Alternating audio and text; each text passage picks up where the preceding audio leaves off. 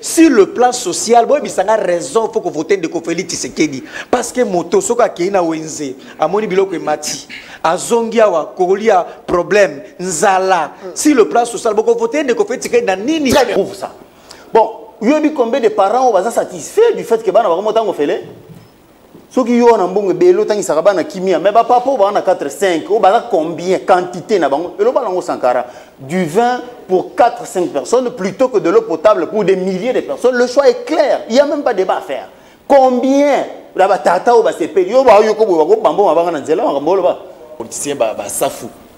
Oui, ba autre finga ba mama na ba matete consort. C'était du genre ba propondre qu'on a autre tenir pour se faire aimer la population. Non.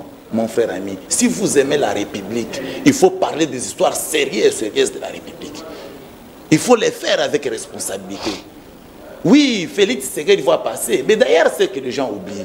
Il ne faut pas noter d'abord que dans le monde entier de Konangaï, ils ont une école mon côté, ni université mon côté, pour moi président de la République. Les botas, ça se limite là. Parce que tant hier, j'aurai plaisir au commissaire Abbas dans la réseau social. Oh, je vous dis, c'est le travail qu'il fait actuellement ce jour. Oh, je vous dis la vérité. Non. Na kota réseau social. Na kota, on permet na kota. Oh, ce qu'on permet na kota. Ce qu'on permet na kota na PCO tanga yango. Moi, je fais pas ça. Moi, je suis là au contact de mon peuple pour écouter mon peuple et savoir qu'est-ce qui ne va pas. Il faut vraiment faire cette démarcation là. Bandeko boye qui est les abongotés.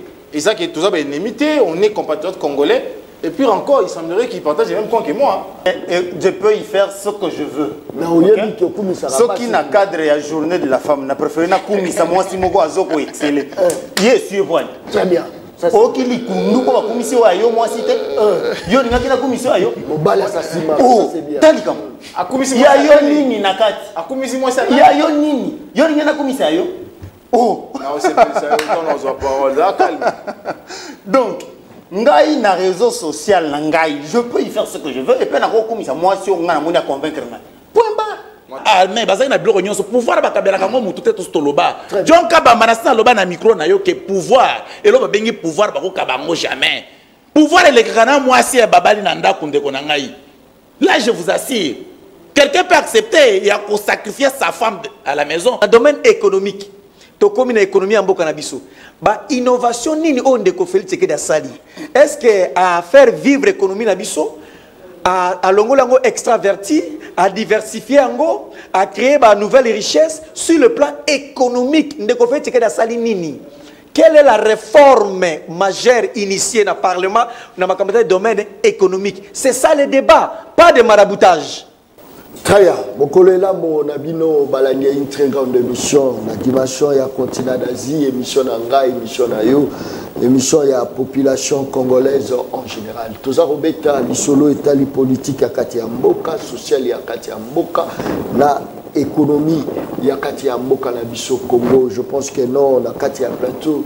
Tout ça là, on a Maître Jonathan, on a Katia Plateau, émission Le Peuple Parle. Tout ça là, moi la Congo si c'est Traoré na Katia Plateau, tous à la maître Kakolongo na Katia Plateau. Et émission Le Peuple Parle et à Mokola Lelo. J'assure que non, question où il départager mission Nyonso na Katia Plateau. Et émission Mokola Lelo Rosala. Pourquoi la RDC est un pays riche et pauvre? On est la première question. Pourquoi la RDC c'est un pays riche et pauvre? Deuxième question. Rosala où est libre pour le deuxième mandat du président? Est-il possible? On a deux questions au côté de politique et même sur social, na économie en même temps. Très bien. Maître Kakolomo, Mbote na yo. Mbote ndeko John Kabamba et Salim Mikolo Belé to mon anité na lekina le peuple parle té.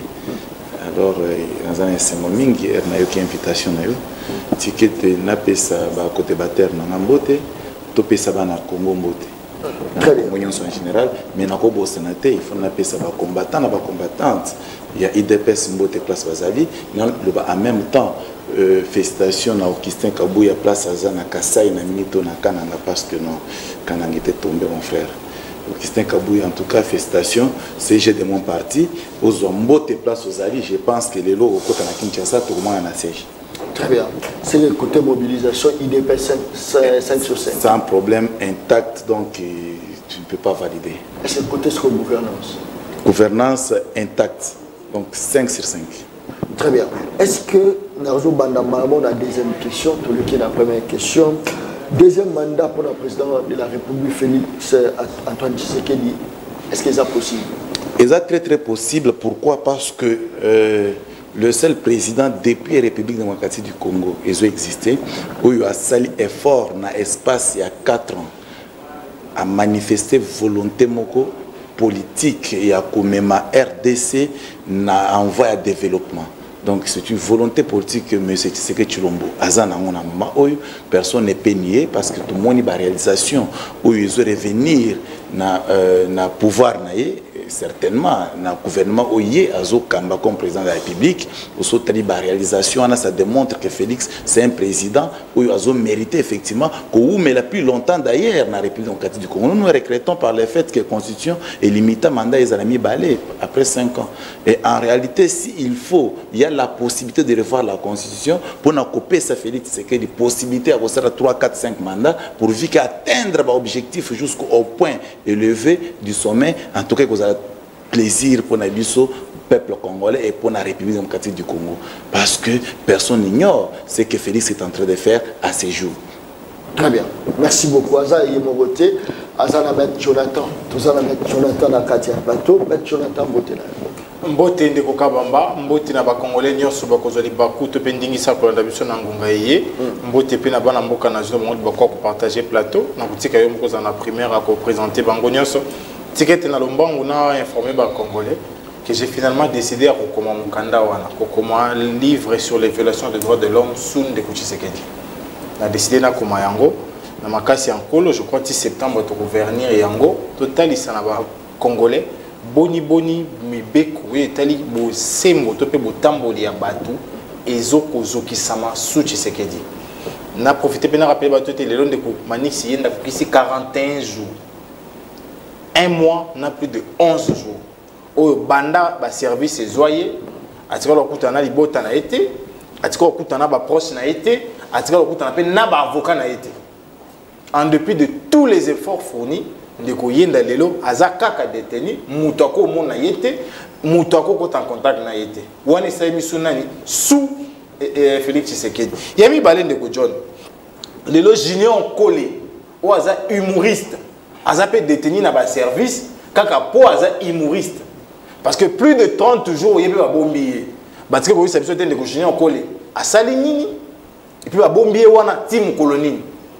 Deuxième, troisième man de John. Lobby, na surtout quand on a un réseau, et puis on a vérifié, c'est vrai. Ndeko Martin Kabouya, ancien gouverneur à Kasaï Central, l'élo député. À lobby, aza séquestré na Katianda qu'on n'avait pas aner dans la police.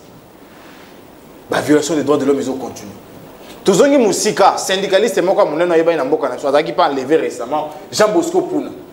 Donc, to comptabiliser, on a sans compter l'arrestation à Idengo. On s'est dit les droits de l'homme est en difficulté en RDC actuellement. Les droits de l'homme souffrent parce que les régimes de ceux qui n'en veulent pas sont au pouvoir. Qu'est-ce qui fait que Nabatu Baza na pouvoir, Nabino Boza na opposition, idée Nabino tout en terre? Qu'est-ce qui fait que Bozo Lobama côté? Il y a des bosso faut dire que le baïté bateau ba na bokondi ba na ba attitude de tout toi na ngote. Na lo baka yango bokondi lelo ya Congo eza bokondi na carence à ba ressources intellectuelles. Ils sont ni en mesure de proposer ni en mesure de réformer. Tala a on a plateau de quoi bêtise cela dit la volonté. Mais il faut que ça négocie la volonté ne gouverne pas, ce sont les actes. Oh, les décisions de gouvernement. Je te dis, n'a pas la volonté à que au lobby n'a voyagé. Mais là, vous savez, bon, on a son babillet. Nous avons peut-être la valise dans l'aïe. Nous avons peut-être qu'on remplit le formulaire dans l'ambassade. La volonté en elle-même ne peut jamais gouverner. Il faudrait que les actes puissent s'en suivre. Mais surtout qu'il y a bon, on a été sur le sujet européen. Si on a vu le sujet à pauvreté, non, développement là-dessus. Il y a 3 ans passés, est-ce qu'on pouvait dire que les Congo aujourd'hui ne produisent pas? 3 ans passés, quand? Parce que vous avez des minéraux, des nations à monde, mais les lots de Konanga, ils vont produire. Ils ont un colia, ils ont un sous-sol. Donc ça veut dire, le quoi va jouer déjà on a vu sur ce qui va payer 100 euros, on a pas de souki, fait au produit kawan. Mouzé Tangwaye, il a fallu que d'une année à créer le biso SN, Service National, avec 3 sites pilotes. Bango baye 4 ans. Ata si moko babakisi. Tout le monde toke na réserve présidentielle d'Aïpen de Konangai. Oh, ils ont même à produire 30 000 élèves par jour. Qu'est-ce qu'ils ont fait de ça? Tout le monde a des statistiques le était mboka na biso to na 80% de terre arabe. Oh, bah ça il a été qu'est-ce qu'ils ont fait pour piloter l'agriculture, l'élevage et tout ce qu'il y a comme activité pour espérer aller vers un très bien. Selon you, est-ce que deuxième mandat pour le président Félix Tshisekedi est déjà possible? Pas ça en Angonie. Oh. Non, je ne sais pas ça en Angonie. Parce que réalité à Congo, on ne peut donner la chance qu'à celui qui a déjà posé des actes. Mais l'acte nyonso de Antoine a posé de Konangai. Et même sur la nini, na occupation de terre. Faut rappeler, état de siège dans la zone qui est en haut. Bounagan Zagi a biso avant l'état de siège. Mais tant que l'état de siège Bounagan est qui est au bas, acte n'est posé et botimbouma. État de siège de Konangai. Ba territoire est belé Zaki sous l'autorité à Kinshasa. Na ba acte biso de noma qui bazui. Acte ou avec trop béton beaucoup pour la moto mais c'est mandat. Tu es dans le secteur éducation de Konangai. Les enfants pouvaient tous étudier dans de meilleures conditions. Mais les lots, 140, 150 élèves par salle de classe. Voilà plus de deuxième mandat. Tout est social. Les mamans ont chanté avant-hier ou hier. Le dollar est quitta. Mais le dollar, on a subir en moi. Nanda coûte. Papa est à 800 000 francs. À vous, tu as 350 $. Ce moment, dollar, on a 26. Il lui reste combien? Très bien. Donc moi je pense qu'on ne peut donner les mandats que celui qui sait ce qu'il faut faire avec les mandats. Et nous pensons qu'il ne sait pas ce qu'il doit faire avec ses mandats, il ne mérite pas. Oh, comment ça? Pendant que Bazo soit salaire, Maître Jonathan, c'est quoi ça? Pendant qu'il va louer un avion, ils ont aidé dans le voyage. Mais ils peuvent gagner. De là, combien on a combien? 23. Consomme à 26. Il y a des tomates qui coûté combien? 700 francs dans la tomate. Mais on a coûté à 250, 700. Mais crise mondiale, Maître Jonathan. Crise mondiale, exemple, en France. Balongoli subvention à l'État na essence. Yogi ba bil banda. Na France, crise mondiale. Balongoli l'État longoli 1.5 centimes na apesa ngo souté. Mais bato ba so ma carburant ba so ma normalement ba gangate. C'est le point yo crise za la Congo za créé par bato bazo gérer. Non, crise cause naturelle, cause normale, mais comment on la gère? Toi on a budget 16 milliards, t'es de John. Na réserve sur plus de 4 milliards. Toi on a problème à dollars. Comment faire pour stabiliser la monnaie? Ça, c'est les ressources intellectuelles. Très bien. Tous en Cissé Traoré, dans Katia Plateau, il y a une mission, le peuple parle, il y a mon collègue, le moi, dans Congo Cissé, Botenel. Bote Ndeko John, Bote Pela Bandeko, Bote Nabalandi, P, Balandi à émission, le peuple parle. Bonne santé. Ouais, santé qui vient. Très bien. Je pense que toujours quand on a un premier mandat, est-ce que, première question plutôt, est-ce que le deuxième mandat du président Félix est-il possible? De mon point de vue, oui. De mon point de vue, oui. Parce que les Congolais vont réfléchir au roi Belé. On va comprendre qu'il y a une nette différence, démarcation entre la gouvernance passée et la nouvelle. Jonathan a lobby avec Musée, Akayaki 3 et patati patata, tu sais qu'il y a Salima encore, oui, mais moi je rappelle qu'il l'a ressuscité parce qu'il n'existait plus. Donc, partant du fait qu'il n'existait plus, il a ressuscité. Puis il a organisé, il a promouvoir et ça marque une nette différence dans la gouvernance passée. Rien que Babylone, on a fait la délai. Avec il y a gratuité et enseignement. Mais il y a le conditions 150, 100 élèves, encore qu'il reste, qui prouvent ça. Bon, il y a combien de parents sont satisfaits du fait que les enfants ont fait ceux qui ont un bon bélo, ils sont en chimie, mais papa, ils ont 4-5, ils ont combien quantité du vin pour 4-5 personnes plutôt que de l'eau potable pour des milliers de personnes. Le choix est clair, il n'y a même pas de débat à faire. Combien combien on va se payer la gratuité? Des milliers de parents, 4-5 bandes, ils étudient gratuitement. Ça, c'est grâce à la gratuité. Ils ont les solo, ils ont 100 ou 50, ça les gêne. Est-ce que le problème est ça? Le problème, il y a qualité au la carte. Parce que ce qu'on est belé. Là encore, c'est un faux débat. Qu'on commence par nous prouver que la qualité de l'enseignement a baissé avec la gratuité de l'enseignement. Qui ne sait pas que la qualité avait baissé depuis Mobutu? Qui ne sait pas ça? Si on raconte des choses qu'on ne maîtrise pas. Tout le monde sait que sous Mobutu déjà, pendant la belle qualité enseignement et c'est quitte. On veut donner l'impression que qualité enseignement est quitte parce que gratuité c'est n'importe quoi. Il faut raconter ça à ceux qui viennent d'arriver. On comprend qu'il y a de bonnes raisons. Ça là que Ndeko Tshisekedi a son deuxième mandat. Ça c'est clair. Et il y a des Congolais qui voient comme nous.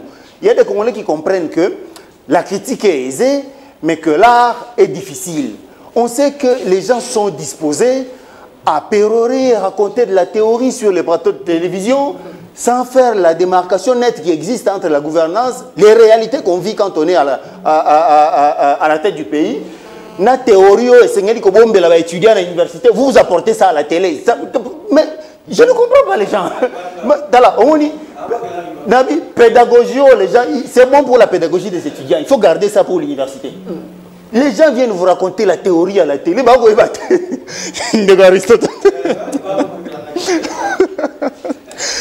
Je m'excuse. Donc, je disais, j'ai réalisé, Nathalie, Mingi, TV, on voit des gens avec aisance, ils vous racontent des choses qui ne seraient même pas réalisées lui-même. Même ça, de la manière qu'il mène sa vie politique, sa vie privée, pour lui-même. Mais il croit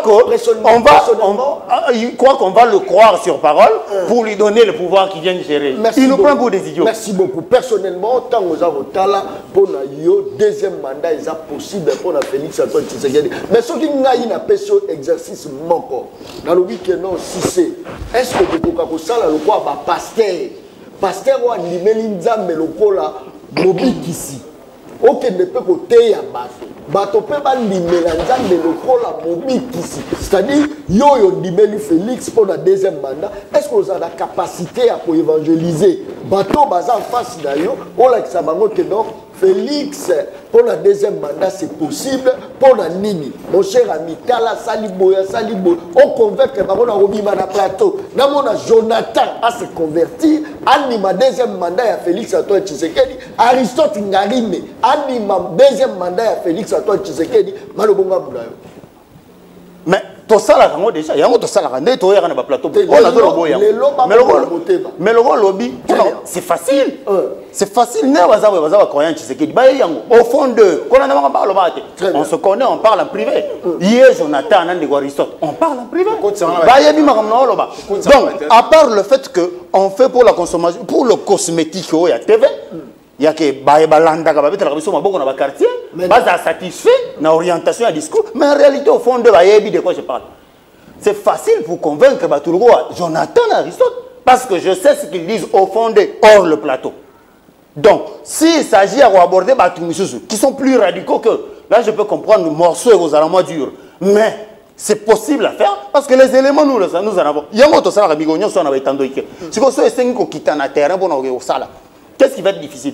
Pour un contact qui est indirectement à la TV. Très bien. De la même manière, ça dit, quand vous avez une conviction, vous êtes convaincu de quelque chose, surtout vers Bezali, Malo Bezali, c'est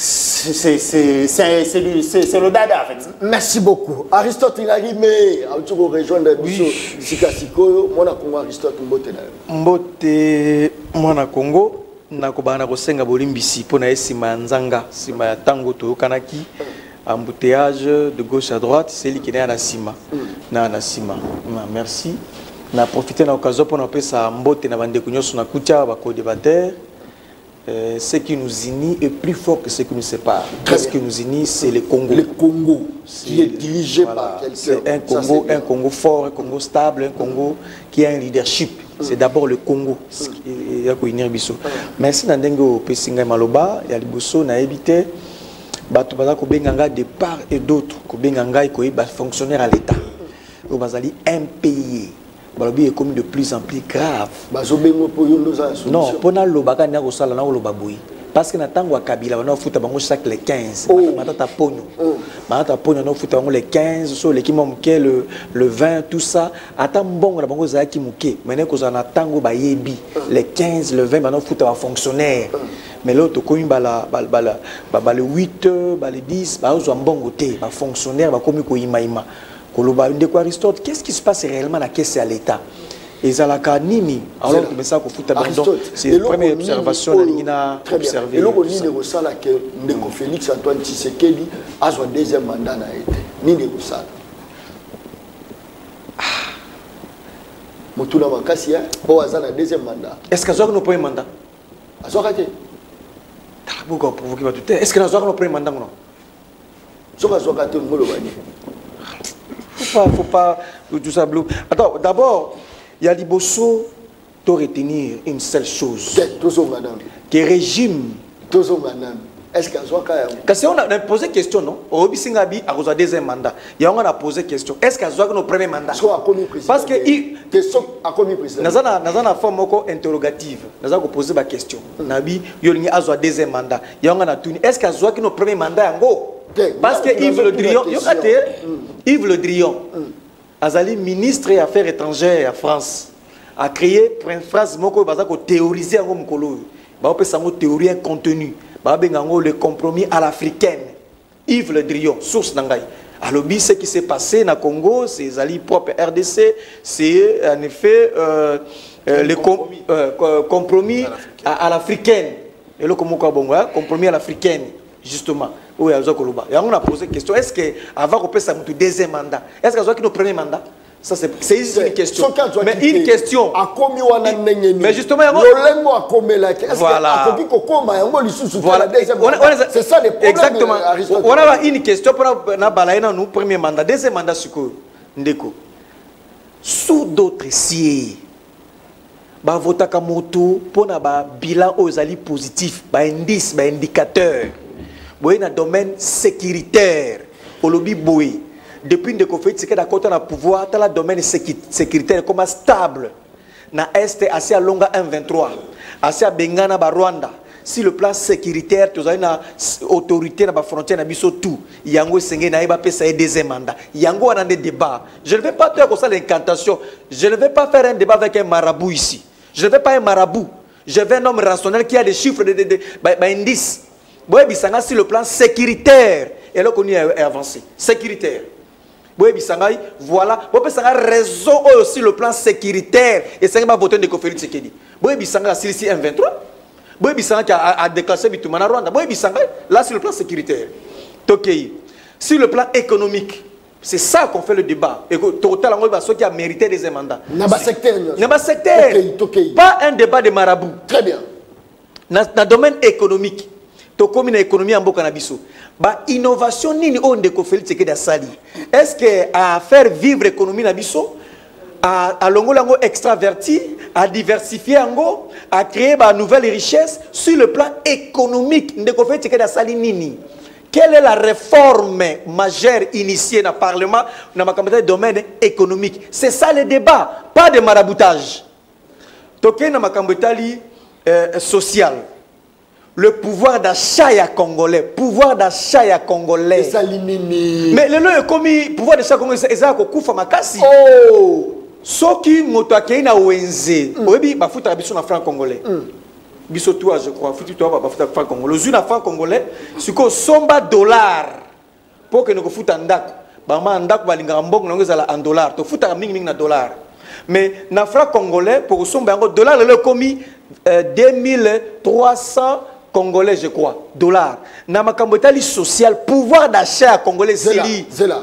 Yosa fonctionnaire à l'État. N'est-ce pas que na salaire au bando zo époque à Kabila, na salaire au zo lelo, ba majorité quelque chose. Yoka na noza direct na osa fonctionnaire à l'État.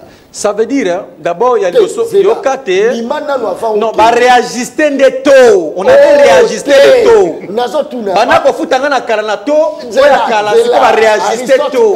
Et puis en plus on te na wenze. Zela Aristote comme mangala lukunate.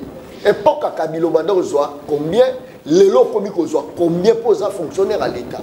Voilà. C'est quand on répondre. Bandado nango. Ba fonctionnaire ba yebike on a domaine ngai place nga nazali. Ba réajuster des taux. Ba commission ngo ba commission conformer à taux ninge koma lelo. Mais attention ba futur misolo yango Mais on soit quand même. Le lingue va réajuster kakato. Très bien. C'est justement tant que na wenze omoni biloko et matsali que sur le plan social boy bisanga raison faut que voter de Kofeli Tshisekedi parce que moto soka ke na wenze amoni biloko e mati azongia wa kolia problème nzala sur le plan social boko voter de Kofeli Tshisekedi na nini à part aux la marabout. Merci beaucoup. Donc qu'est-ce qu'on a makambo tali na tu bota sur la éducation aux hommes d'éducation je crois que c'est aussi un mot à dire. Nous avons enseignement ainsi de suite. D'abord, Ndeko, hier, azalaka journaliste spécialiste makamotali parlement. Ayebi. Au moins, makambo ya koloba gratuité enseignement yo. Tito comme na dimension ya kotia yango na ba constitution na biso ezali parce que ba recommandation utana mokili mobimba moto atangite azalo kola nyama azaka muto maele te yango ke faire c'est to couler yango na ba constitution belé ya mboka Afrika po ekoma eloko moko ya malamu kotangisa moto mais ezaki ko muto saki na Kabila siko le vrai problème ezali nini po ba lo ba ke ozana enseignement ya malamu ezali kaka effectifete papa moko akotimo na classe non. L'enseignement en soi n'est pas lié à effectif et kaka. Yango baba université na biso libana mboka baza à côté te parce que na salle ya G1 toza kuna 10 000 étudiants. Wa otanga la fenêtre wa otanga na se bas tout ça et yé pe na niveau mais justement il faut to lobela nguna koloba awa.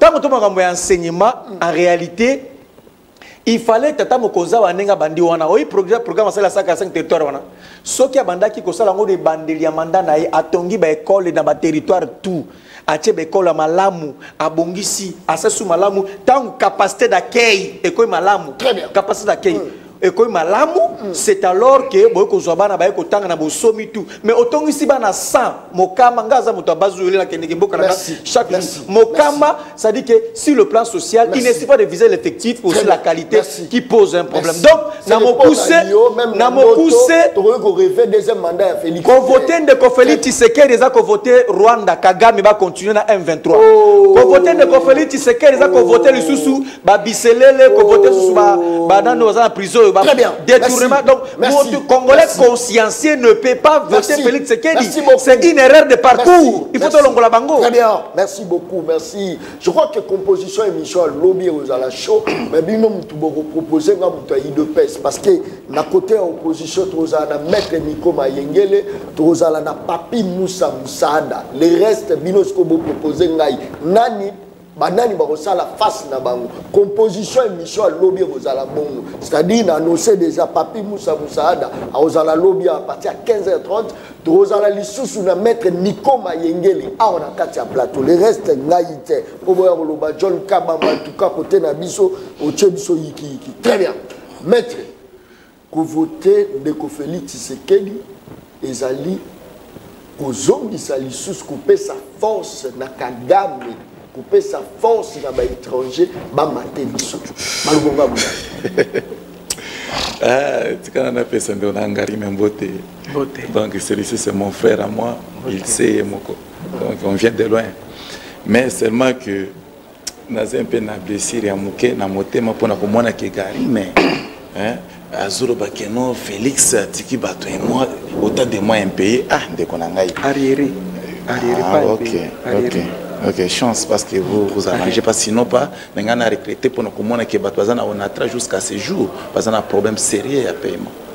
Et banda depuis l'époque où vous dirigez la République, donc ça l'a pas signé. Mon frère ami, à des fois ça l'a pas si pour nous commander que à chaque fois les politiques, bah on a entendu que bah ça la quoi bien un théâtre politique. Nous avons vécu ce théâtre politique avec bah politiciens net bah politiciens bah comme ça bah politiciens bah safou. Oui, c'était du genre à propos de qu'on a tenir pour se faire aimer la population. Non, mon frère ami, si vous aimez la République, il faut parler des histoires sérieuses de la République. Il faut les faire avec responsabilité. Oui, Félix Tshisekedi va passer, mais d'ailleurs, c'est que les gens oublient. Il ne faut pas noter d'abord que dans le monde entier de Konangaï, ils ont une école mon côté, ni université mon côté, pour moi président de la République. Existe à la télé. Comme président de la République, d'abord, ils ont grâce au Yonzamba Pessio, et en plus, na bondimi oyo batu bandimeli yo. Ah, Maintenant naka oyo Tshisekedi ba voter na mboko en pleine couture na population congolaise. Babima na se ambula ndeko na ngai. Pona ko Tshisekedi place azalelo. Élection organisée par Banali, organisée par Bandeko na ngai Ngarime. Ba organiser élection na bango. On dit que bango ba organiser qui. Mais ce sont eux. Mais je vous dis qu'ils ont organisé les élections. Bazaki na armée, bazaki na bureau nyonso pouvoir ba kabela kango mutu te to stoloba. John Kaba manasina loba na micro na yo que pouvoir et lo ba bengi pouvoir ba ko kabango jamais. Pouvoir le kana mwasi ya babali na ndako ndeko na ngai. Là je vous assure, quelqu'un peut accepter il a sacrifier sa femme à la maison mais azana pouvoir. On ne blague pas avec ça. Et bandeko bazana minduki bazana biloko nyonso. Boka kopesa Félix pouvoir pour aller ki bango na beauté, pour aller ki bango na mayele, pour aller ki bango na nini. C'est-à-dire c'est la population qui s'est décidée. Population est téléméri Kabila depuis 2016. Que Kabila vous nous avez fait tout ce que vous pouvez. Tondimi, mais le moment est arrivé de konangai kende libanda parce que vous êtes candidat. Fort malheureusement, bandeko bazaki na possibilité ya kotia biso neti ba papier musko ba candidat. Kotia biso ba ngarime ko ba candidat, ba sala erreur grave ya kotia mutu wa Shadari. C'est là où il y a le problème. Le problème c'est que le problème c'est que maillot faible ba pesa ka Tshisekedi. C'était le problème. Maintenant, parce que va continuer toujours dans la même erreur. Il y a quand même bande qu'on a on tous soit na ebu. Ausa na okine na élection. Tine ngazo ba Tshisekedi ko bimate. Donc il y a ko participer na été pourquoi participer parce qu'il y a s'enrôler azana carte d'électeur. Maintenant dis-moi qu'il y a élection de pour aller aux élections il y a des préalables. Préalables entre autres il faut commencer à s'enrôler. Il faut ba loi répartition des sièges. Il faut qu'il y ait élection, il faut qu'il y ait un vote proprement dit. Mais dans toutes ces étapes-là, c'est-à-dire, en réalité, pour déjà vacances politiques. Pour baser là, après l'élection en 2028, les médias. C'est ce qu'ils peuvent faire. Non, des conseils n'a pas fait ça. Mais c'était de leur propre cré. Moutoua Tinda Bango Azalate. Mais l'argument au Bapessi, pendant renouvellement, il y a deuxième mandat à Félix César. Tout le monde dit que ça va arriver à mon solide. Mais sincèrement, tout qui n'est pas, tout ce n'est pas. Attends, bande qu'on a baillé, Félix Tshisekedi surtout qu'il y a une élection l'élo. Il y a un président de la République. Pour Nanine, parce que Félix Tshisekedi n'a peu de temps où il y a ça na pouvoir. Bangari m'a pas beau santé. Félix a continué à pouvoir en 2018. Après seulement 2019, le 24 janvier 2019. Félix a prêté serment. Nous avons géré avec ces gens. Bangonde bazaki na gestion ya res publica pendant 2 ans. Bobo sen lisola pépé. C'était pendant 2 ans. Alors ndekonangai. Après les 2 ans, maintenant, s'il faut parler de Félix Tshisekedi, nous parlons maintenant de 2 ans de Félix Tshisekedi. Mais après leur départ, quelles sont des réalisations que Félix n'a pas fait? Tala Kinshasa n'enge bongi na banzela partout. Kinshasa banzela nyon asphalté. Kinshasa nan pona kuboyo kene na ba province. Soto kene na ba province o kamoyo kutotika sai. Omoni na misu na nzela kalama mbushi bazo sala. Eza sologante. Mais zéro za na combien de kilomètres? Est-ce que nzela wana ezo relié Kasai na Angola? Nzela kalama mbushi. Qui l'a fait c'est Tshisekedi? Mais il l'a fait après combien de temps? Après seulement 2 ans. Après avoir kokabwana bango. Parce qu'il faut souligner que tokabwana bango kalaté. Kalaté. Il n'y a que 2 ans. Donc tout ce qu'il est en train de dire là, oh non, oh Kabila avait fait ça, ce sont eux, parce que le monde est en gestion du gouvernement. Est-ce que vous avez la volonté d'organiser l'élection? Est-ce que l'élection vous allez organiser? Volonté d'organiser l'élection, nous, à l'IDPS, nous disons nous en avons.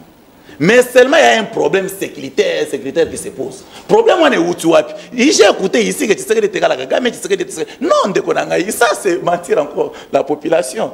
Tu as dit que M23 est sa fabrication personnelle et privée à M. Kabila.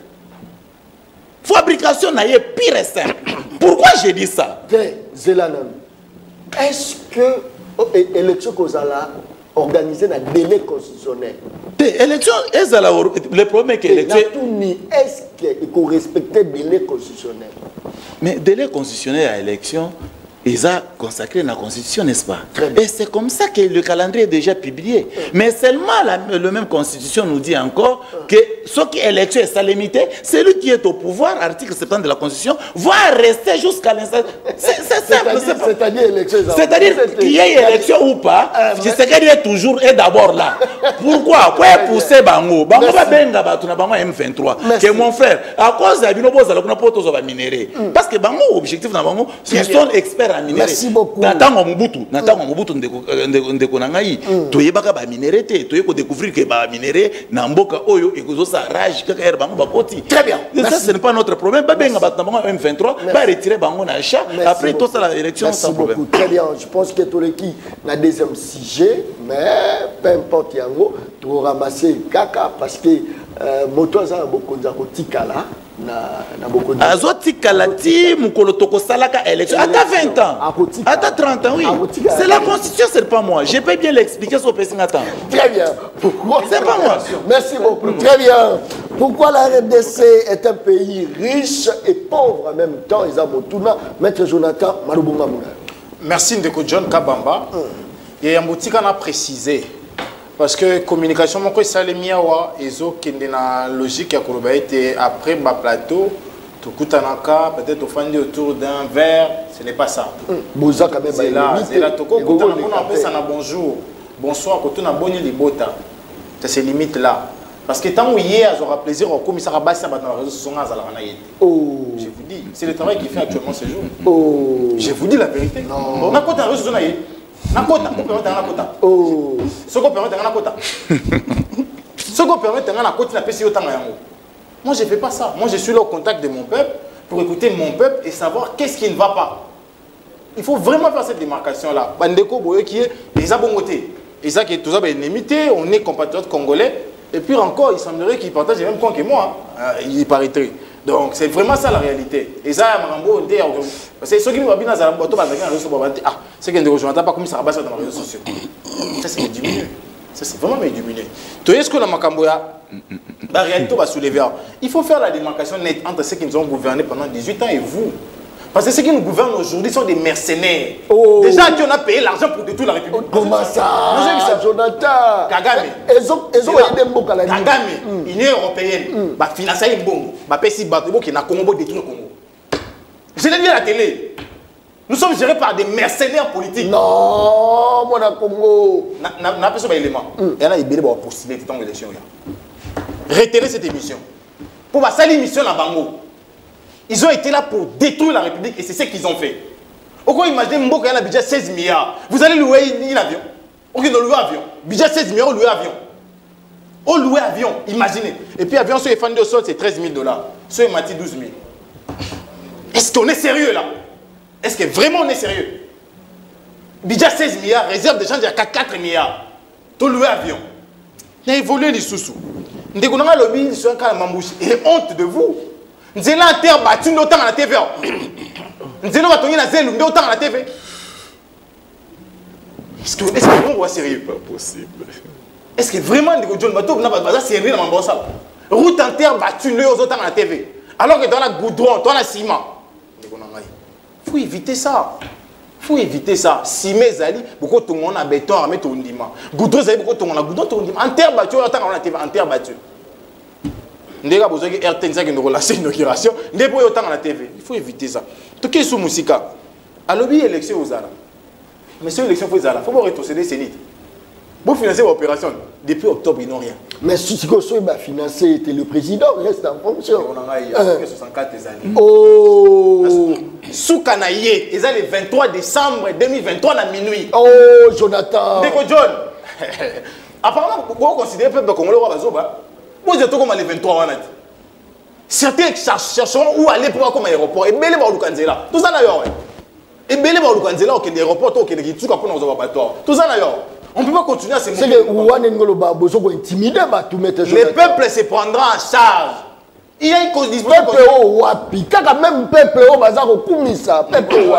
même peuple a souffert les lots. Alors on se prend en charge. À qui sous Moussika Lobby? Ça va pouvoir. Mais il y a un contre des Kaboul. Il y a un contre des Kaboul. Or le but de Kabila est sérieux. Atali on peut pouvoir te apesi biso. Yo nanyo côté de Kabouya. Très bien. CGA. Zonga ce que la kata CG. CG on est très important. RDC pourquoi ça même pays riche mais calculer peu minute. Natambolika ba ta voisin na biso de 9 voisins nos agresseurs là. Au coup école moroté dans 9 voisins, au hasard a plus de 100 élèves dans sa de classe. Exact. Na ba voisin na biso kaka. Souka na Brazza 37. Na Brazza 37. Ngato na aussi na 6e primaire to 628. Mais justement, c'est le principe universel. Et na humanité au collège à Lingo on a fini à 38. Na 6e primaire na 26. Na humanité na 6e des humanités na collège à Lingo 38. T'as des degrés. Et puis on va dire à l'état c'est même pas kala. Mais vous avez été enseigné la qualité wana. Yo si sauf dans la salle 40 personnes dans la salle. Na 50 personnes, yo fa dans la salle de 50 personnes. Talanga iti au bout le bas. Pour la compte des réseaux sociaux. C'est ça la réalité. Donc il faut nous éviter ça. Alors, oui, bah, il y a un batika. Na zoloka kohydro. On a 8 mois d'impayement. Kohydro, 8 mois. 8 mois pour qu'on a 18 ans. Kohydro, 8 mois. 8 mois, on est à 2011. Non, assumez. Très bien. Quand on a la carte à Motuna, pour vous permettre de Mbappé appelle parce que nous avons mon appel honorable Daniel Safou. Voilà, n'a répondu pas à Safou. Parce que il a dit des mots forts, tant avait dit sur le Ndeko Safou. Mais est-ce que beaucoup comparé Moutoumon qu'on a 8 insulteurs au besoin d'avoir, on a besoin comme on a Gili, un monsieur très impoli. Il a quelle qualité? Très impoli et communicateur à partir de Nabino. Solé, plus que l'impolitesse même. Monière, plus que la malédication. On continue. Il faut éviter ça. Les insultes, c'est vous. Vous là, vous êtes reconnu pour les insultes. Kabouya dit quoi? Rabina va communicateur nangai. Expertise na bango isa mafinga. Débat ba korarate. Ça c'est votre secrétaire général. Vous n'êtes là que pour insulter. Tu sais bien mentir, hein? Oh. Quand c'est un droit de réponse à Wada, Kabouya c'est un droit de réponse à Wada.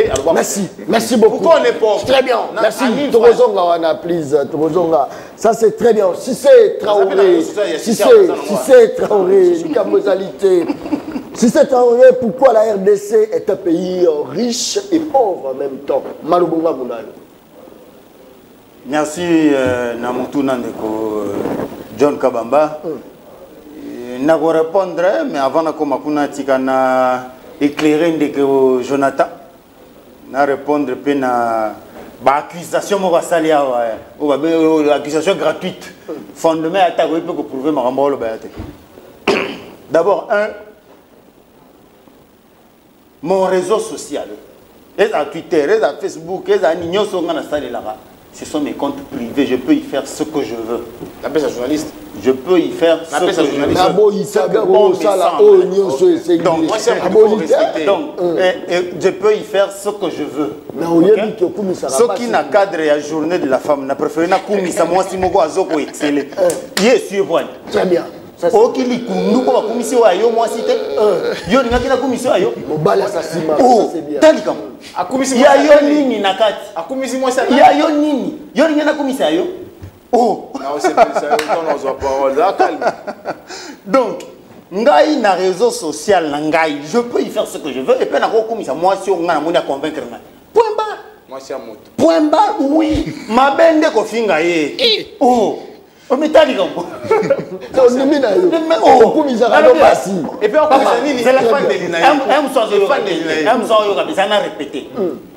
Je ne m'en gêne pas. Très bien. Tu vois que ça me gêne, hein?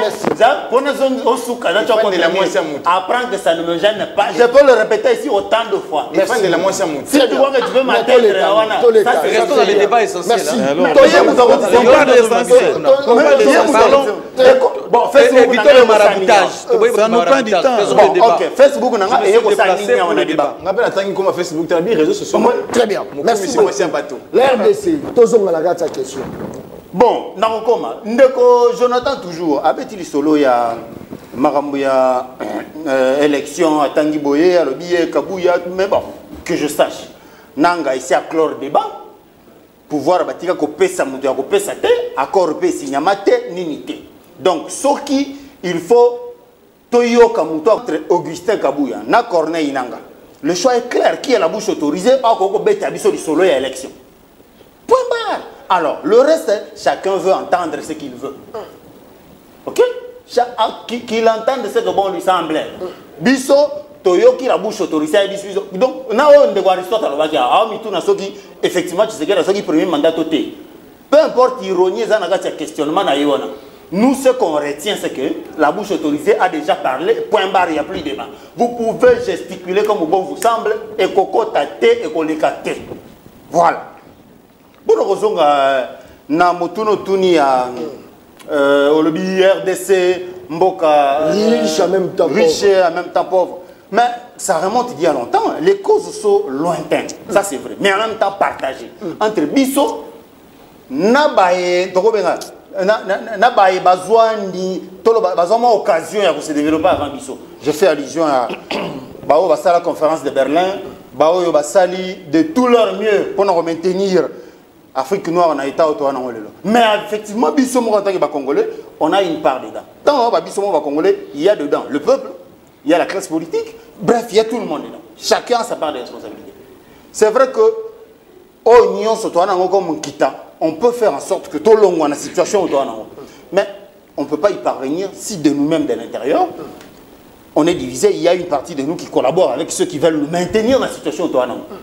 Si nous sommes unis, véritablement unis, croyez-moi, c'est facile en si peu de temps. En 5 ans, la RDC peut quitter de l'état où elle est maintenant vers l'émergence. Mais seulement. Exemple à Félix Tshisekedi par exemple. Parce que depuis que Tshisekedi est au pouvoir, tout le monde a élan. Élan et développement, il faut quoi. Tout le monde a tout ce qu'il faut pour pouvoir booster tous les secteurs vitaux de la RDC. Économie, défense, tout. Il y a état de siège, mais croyez-moi, ce qui est état de siège, ça la situation est pire que vous avez. Pire, je vous dis. Heureusement, grâce à l'état de siège, il y a la situation. Je vous dis, sans l'état de siège, ça aurait été pire. Ça, c'est pire que ça. C'est qui habite Bounagana. On va leur dire ça. Il a raison. Il faut. Je vous dis, au niveau en tant que chef d'État, il ne peut pas prendre une décision qui va à l'encontre de la population, à l'encontre de la quiétude que la population congolaise très bien. a besoin. Merci. Donc, si nous avons besoin d'état de siège, c'était pour des fins utiles. Et les lois, c'est que nous vivons. Pour ceux qui connaissent les méandres à Marambo et à Guerre Ouest, ils comprennent que n'eût été l'état de siège, Bounagana serait avec pire que vous allez. Bounagana serait et ils le savent. Très bien. Mais seulement merci. Pour besoin de communication. Merci. Mais lorsqu'on parle, il y a RDC comme un pays riche. À quel moment RDC est riche? Quand on parle RDC comme pays pauvre, à quel moment RDC est pauvre? Merci Ndeko John Kabamba. On a plaidé sur un débat beaucoup plus responsable et réfléchi. Tout ce théâtre. Ngai Nazali, secrétaire national en charge de la communication et médias à PPRD. Je m'assume. Liazali, président du parti politique. Mais si ça, ça comme qui? Lui, il est ici comme qui? Non. C'est quoi ça? Non. Si c'est parle comme qui? Est-ce que je parle comme ça? Oh. D'abord, Azar a un conflit avec sa profession. Oh. C'est-à-dire Azar c'est un rebelle. Oh. C'est un M23 de sa profession. C'est un M23. Mais comment je peux parler comme ça? Même un Tshisekedi, c'est du sang, pire dire. Azul Babongote, mais voilà un journaliste qui veut vraiment se transformer en M23 dans le plateau. Yo, toi, tu es venu ici comme qui? Comme membre d'IDPS, c'est ton journaliste. Que je réponds. Non, Loba. Analyste politique. Ah. Ndeko, là, on va besoin de Sony. Ça, c'est la courage au Kolangai. Na longola kazaka na kola tiko politique na des politique. Ma et na boutia na mode ndimi position na ngai. Il y a ndimi azali politique. Il y a ndimi azali politique. Yo zo journaliste, tout ça. Assume-toi d'abord. On a conflit identité. Alors ça c'est pas le débat qui est propre à toi. Il faut pas faire le théâtre ici. Analyse. Et puis de deux. Pas politique. Et puis je mettre maman Yoka n'est qu'il a sur le Kolangai. Oyebi Jean-Baptiste de la salle. Oyebi pourtant en classe. Il y a une idéologie, il y a un nombre d'élèves dans la salle. comme on est Jean-Baptiste de la Salle. On a qu'on soit pauvre, chèque, tout ça, à ça, ça. Soit que l'autre temps, 25 personnes. C'est que les lots à la mouka koki à Rotombo. Dans principe, il y a un encadrement enseignement malam. Jean-Baptiste de la Salle, on appelle ça idéologie depuis 1800, 1600. Que le long dans la salle, il faut à la 25 et à la 30. Pour même na UNESCO, même Babato Libanda, ma qualité d'enseignement, combien dans la salle. C'est ça, eux allaient accepter. Quoi que toi, tu étais à l'école, non? Tu connais Jean-Baptiste de la Salle, non, monsieur?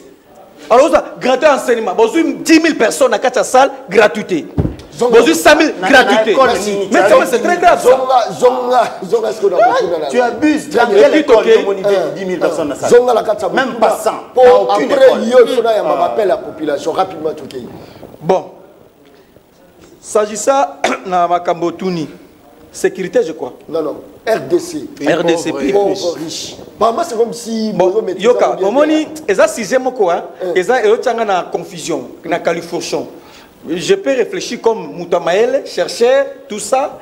Puis, il a réfléchi comme politique. Le rôle politique, ça veut dire qu'ils ont une qualification. Il y a un angle. Mais il y a Liboso. Effectivement, Congo, c'est un État riche. C'est normal. D'abord, par rapport à la démographie. La démographie, c'est un facteur de puissance. Il y a richesse. Ce que ça lingouba na ote kingouba na pas 100 millions d'habitants par jour Congo va somber aux Zimbongo. Ils allaient marcher mon nez na mokili. Moutaouta par-ci par-là, salika côté. À toi t'es qu'à téléphone na oyo. Ote qui chaque Congo la sombi moko. C'est déjà facteur de richesse. Il y a production. Na sali chemise nanga o na teki muduta son na ba province. C'est déjà une richesse. La démographie, c'est un facteur de la puissance. C'est un élément de la grandeur. Premier élément. Deuxième élément. Na expliqué que nous avons deux facteurs de réflexion. Comme politique, comme Moutamaël. Deuxième facteur. La superficie, étendue ma belle abisso. Le fait que ma belle mounene boy, ils allaient facteur et puissance. Ils allaient facteur et richesse. Ça c'est bien. Ok, na ma comme ça na c'est ma belle abisso. Ma richesse tout ça na tout ça. Ils allaient facteur nyoso. On a que sur le plan intellectuel. Mais ce qu'on a zongi na volet politique. Nyoso on a lobby on les a na sens té, ceux qui besoin de la politique ya malamu té. Ma personnel. Voilà. Ceux qui ont ba administrateur ya mboka ya malamu té. Ceux qui ont ba président comme Félix Tshisekedi. Ça dit que ceux qui ont président quoi bongo nyoso na tangia et na conséquence mon côté en réalité il faut tout ça la jonction, tout ça la liaison entre la potentialité à RDC na qualité moto ko kamba bo sangisi ya on keri boom. Alors ceux qui disent pas besoin mboka besoin ba tebele ba jeune jeunesse que vous appelez bankoki est jeune. C'est un facteur pénal au Kumu. C'est-à-dire que vos unions soit tout ça. Il faut que la manager moko ya malamu a sangisa yango poto kende liboso. Le vrai problème à Congo, je peux ici le dire, je peux aussi appuyer, c'est le mariage qui n'a jamais eu lieu entre la potentialité, la richesse ya mboka na ba dirigeant ba ko kamba biso. Soko sangisa yango ne Congo est bâti. C'est-à-dire que banda pele l'autre. Il y a une confusion entre Moutamaël et Tona Mouta. Voilà. C'est-à-dire que d'une part Bozuyamboka, force d'ango, grandeur d'ango, rôle des jouer sur les places géographiques, vocation d'ango africaine, et Zali, Congo, Ténuana. Alors, nous avons manager ce Congo. C'est ça le grand problème. Il faut balana. Entre moto, na bozuya Congo, l'homme et les richesses, babalana, de Congo que Liboso. C'est ça le vrai problème. Très bien. Merci. Tu comprends na Soukissa. Soukissa rapidement, na Mbappé la population. Tofa na mboka oyo. Très bien. Ndeko Félix Tshisekedi a ebisi biso ke ye Félix Tshisekedi. À Kotonga 5000 km de route dans 5 ans, il y a mandat naïe. 5000 km de route de Tshisekedi. À lobby, ezaki discours. À lobby, ezaki discours naïe na parlement réuni en congrès. 5000 km de route. Ils ont mis le soleil à Yanni Dukuna. Abaki 5000 km de route. Léon a habité sur combien de kilomètres.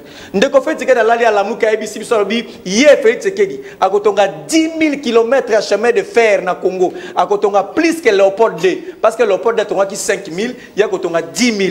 Au Gobi Sano sur l'autre comité au Fani côté. Ndeko Félix Tshisekedi a habité sur mon consul au Fandi Wandeko. A réuni parlement réuni en congrès. Ndeko c'est pas ça qui n'a 4. Tant on fait de faire ça Zoluba. Ndeko Félix Tshisekedi a lobby boy. A lobby yé Félix Tshisekedi. A sombi 8 avions ya Congo Airways 8 avions. Après ça ba caractéristique nango. Après ça ba ndenge avion ngone zali ba mboka go descendre de route na mboka oyo et coach na mboka oyo 8 avions. Abia ko livrer en 2020. Je crois que Abdou Matango na Butu. Na Butu bataba avion na biso mona ngote. 8 avions Congo Airways. Totika ko mona ngote. To fana suka na mboka oyo ndeko Félix Tshisekedi. Alors qui on est 2020, je vous dis mon cher. La livre de promesses. La livre de promesses sur Merci beaucoup. Ndeko Félix Tshisekedi afana na mboka oyo. Alobi boye. Akena maluku. Ndeko Félix akena maluku. Azu clé. Alaxi biso clé.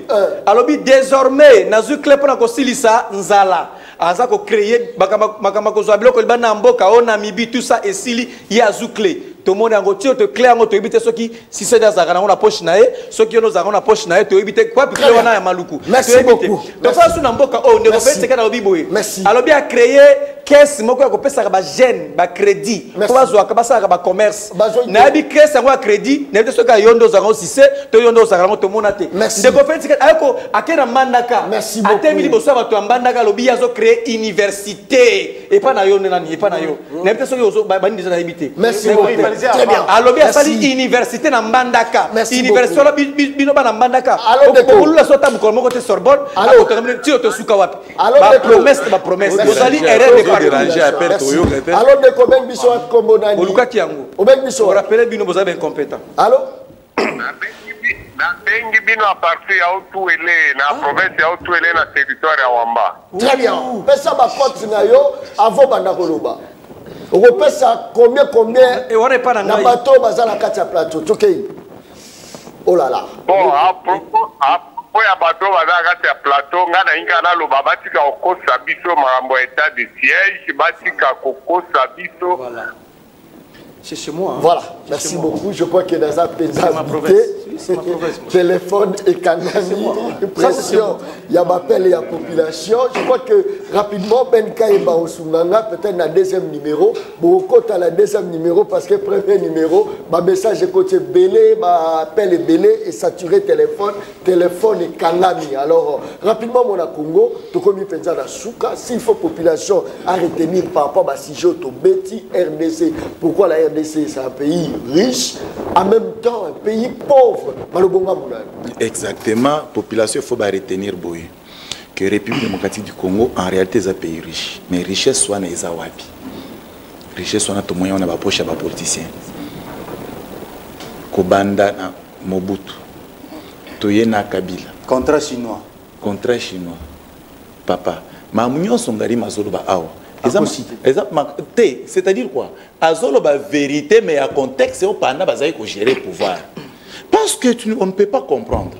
Pour faire disparaître na RDC 9 milliards. 9 milliards et à contrat chinois. Tilelo. Or, il y a un contrat wana. Na kati ya contrat de konangai, c'était prévu ba tonga ba école pour bana batanga aisément. C'était prévu ba tonga banzela, mais Félix azongeli banzelo ya zobeta lisolo te. Bastade, ba hôpitaux, biloko nyonso wana.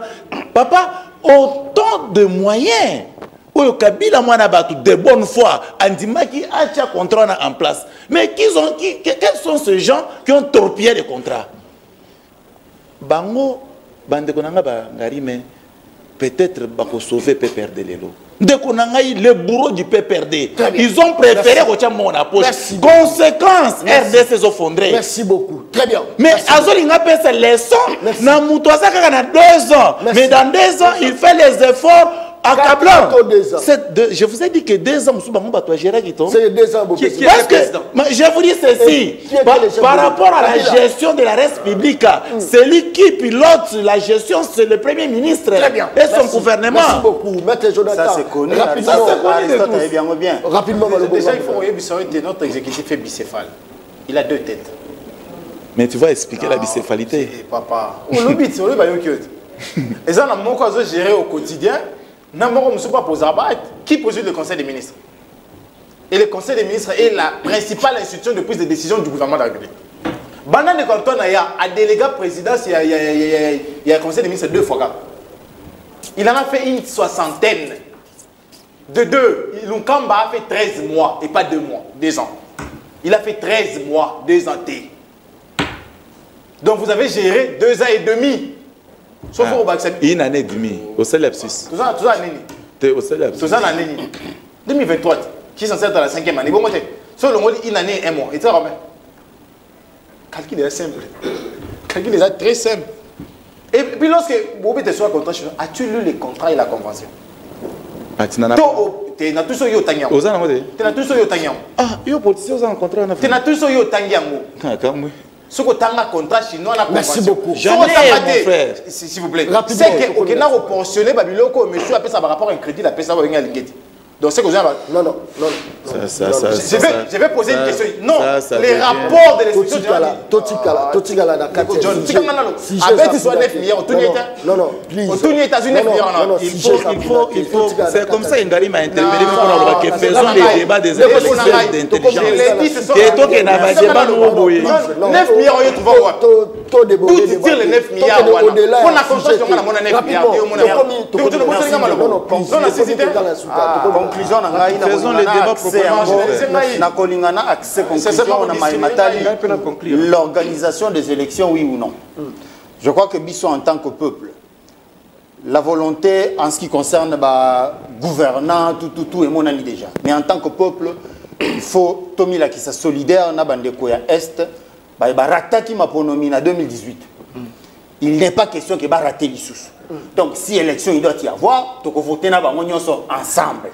Ça la clair. Pour autant, Très bien. Pour autant, on ne peut pas accepter qu'un seul territoire, il y a une province où il y a rater scrutin aux Akoya. Entre les élections et la paix, le choix est clair. Il n'y a même pas de débat. Je peux le crier haut et fort partout. C'est Kabouya qui t'a dit ça. Attendez. C'est Kabouya. Attendez. C'est l'IDPS. Hein? Laisse-moi évoluer. Est-ce que je suis ici au nom de l'IDPS? Donc, je veux répéter ceci autant de fois jusqu'à ce qu'on me comprenne. Entre la paix et les élections, le choix est bien clair. Merci. Très bien. Merci Très bien. On n'acceptera pas que tout le temps qu'il y ait une économie sans un seul territoire et la province. Mais ils sont héritiers de ces élections-là sans goûter, sans baigner, sans Yaliboso qu'on n'a pas organisé. Ah, merci. Merci. Merci beaucoup. Les organisateurs sont là. Non, non, please. Bato babengi ya otuele na sepeli na zuku de babeti coup de téléphone wana ezai pa na ngai otuele na pesi bino mbote bazuele o nazali mo na bino na pesi bino mbote merci na sepeli bobengi ba kolanda biso ndeko il faut pas venir insulter le peuple ici monsieur il faut pas nous insulter il faut pas venir provoquer le peuple ici monsieur de l'IDPS tu es de l'IDPS yo kasi peuple wana kuna ya est bango ne bandimaki guerre fan de la bango ezana vouloir na bango banani bazana capacité na makoki ya ko battre la bango c'est ezaba binote bato IDPS botia état de siège bobi que état de siège et pesi bambuma malamu alors bo si c'est insécurité le lobo comme to sala élection té parce que insécurité ceux qui n'attendent Kabila lobaki ke ye Kabila bia ko sala élection té parce que na est kuna guerre ezali yo muta IDPS ngoko ndima yango lelo zongeli yango parce que biftek comme kolia biftek comme na mutu ka climatiser ko fara ndako malamu ko tout ça comme mbongo mon frère il faut pas insulter le peuple ce qui boko ça l'élection c'est simple ndeko Félix Tshisekedi to ko bengana na pouvoir conformément à article 64 oyo lobiete to ko sangana côté mais la moto yo so ko pouvoir par la force donc ndeko Félix Tshisekedi et sengeli asili sa guerre na est parce que alobi azana diplomatie agissante na ekuna et sa guerre na est alobi asali état de siège et sa guerre na est a comme na Bidja qui 16 milliards et sa guerre na est c'est ça le vrai problème il faut ça va projet ni et puis pour la souka makambo ya souka makambo etali sécurité etali social ba fonctionnaire ba futi bangote ba fonctionnaire baza kolela ba fonctionnaire ba lobi boye na tango Kabila bana ko futa bango les 15 ba les 20 ti sikoyo ba futa ba fonctionnaire te budget 16 milliards mais les fonctionnaires ne sont pas payés en réalité bino il faut vous rappeler il faut faire bon ngana on bossa la mie ke biso akabo ya awa il faut vous rappeler na ngari vous allez ba compétent grâce à état de siège oyo eza ba zone bango futa bato te rebelle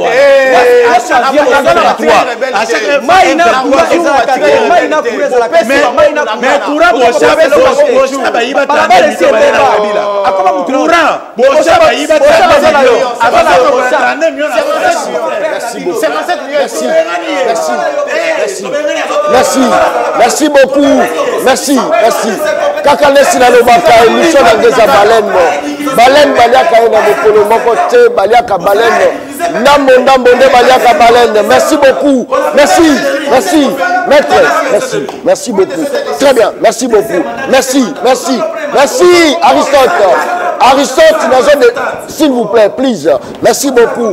Kakalesi na lobaka émission na ngai ezali baleine baliaka ye na mokolo moko te baliaka baleine ndambo nde baliaka baleine. Merci beaucoup. Je pense que non soki bozwaki biso mpenza kitoko mingi koleka. Merci Aristote Yarime. Merci, silence s'il vous plaît. Silence. Merci s'il vous plaît.